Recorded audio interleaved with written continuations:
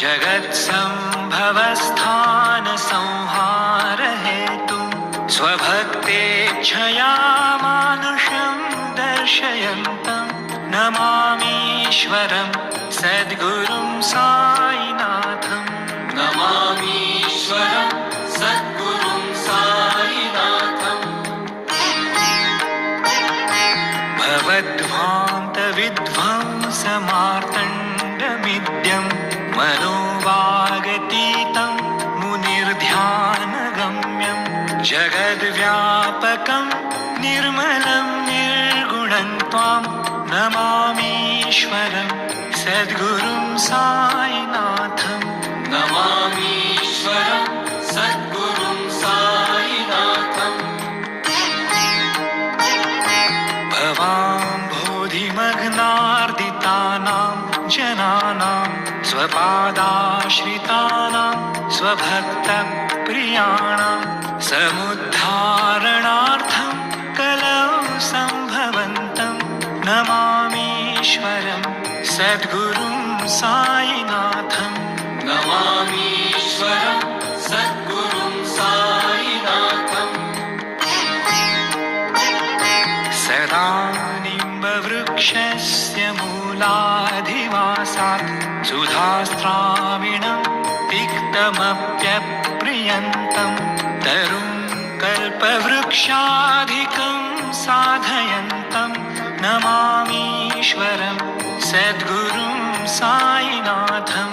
नमामीश्वरं सद्गुरुं साईनाथं। सदा कल्पवृक्षस्य तस्याधिमूले भवद्भावबुद्ध्या सपर्यादिसेवं नृणां कुर्वतां भुक्तिमुक्तिप्रदन्तं नमामीश्वरं सद्गुरुं साईनाथं। नमामीश्वरं सद्गुरुं साईनाथं। अनेकाश्रुता तर्कलीलाविलासैः समविष्कृते सानभास्वत्प्रभावम् अहं भावहीनं प्रसन्नात्मभावं नमामीश्वरं सद्गुरुं साईनाथं।